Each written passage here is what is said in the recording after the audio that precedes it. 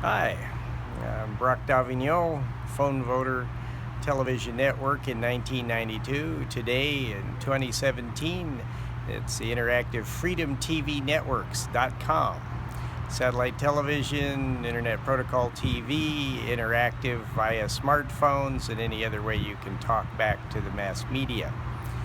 In 1992, we did some interesting things with 4 presidential candidates. It invited 64 to participate. That was all that was running that year in a debate tournament, which had some interesting consequences that the Democrats and Republicans formed their own commission.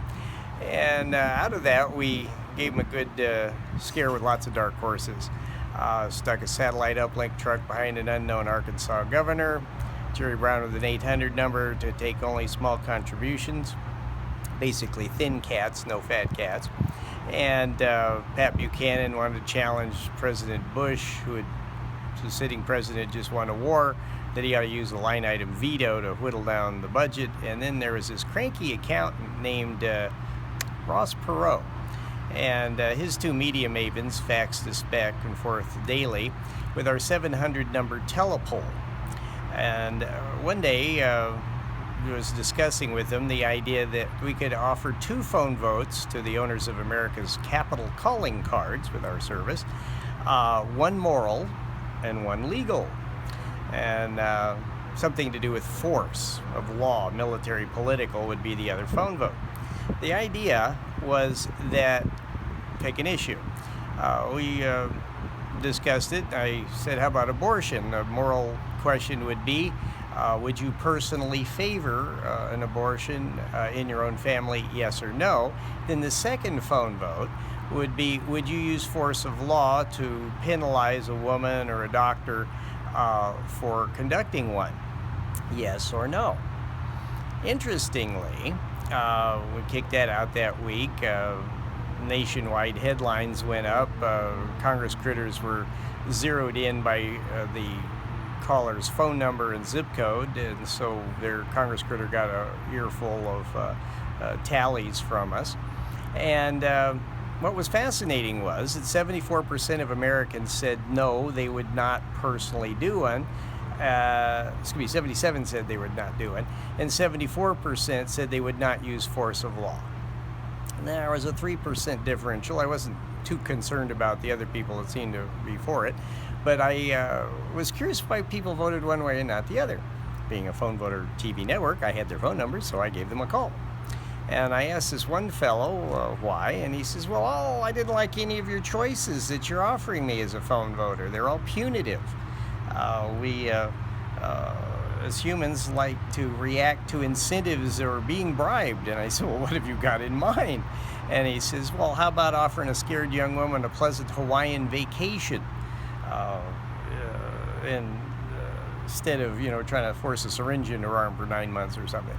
And he says people could put their money where their mouth is with the contribution phone line.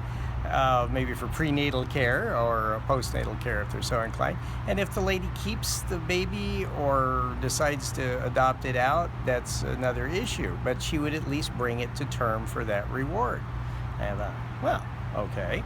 So the next day, we kicked out that as a choice, and instantly 20% of America voted for this more positive alternative. It was a new idea. 20% acceptance suddenly is quite an amazing achievement.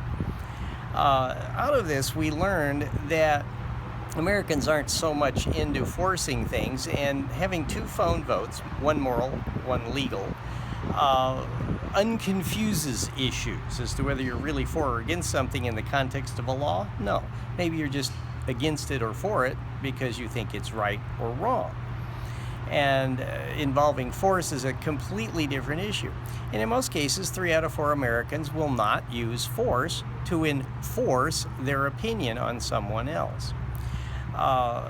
This grand lesson allows us to also have none of the above as a option.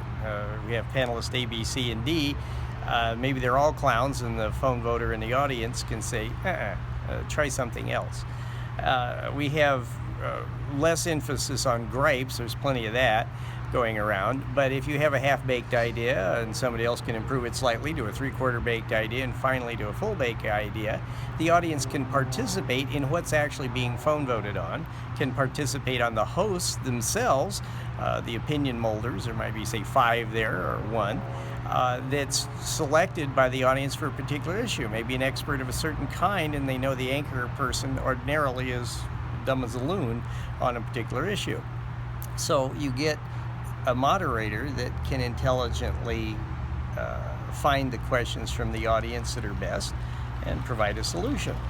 Now, Ross Perot went up 2% per day for about 3 weeks to where he was 38%, and he realized he better cut bait or fish for the presidency.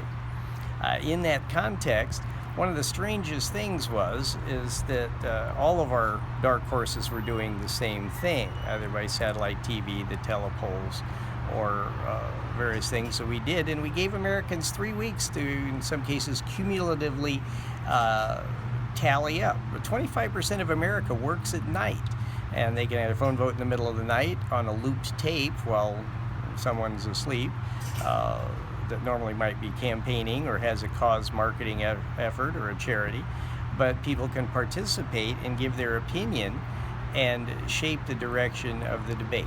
So that's what interactive television is all about. FreedomTVNetworks.com is where you can find out more about 11 television networks ramping up, 104 shows each. You want to be a producer, director, sponsor? Say hello. Thanks.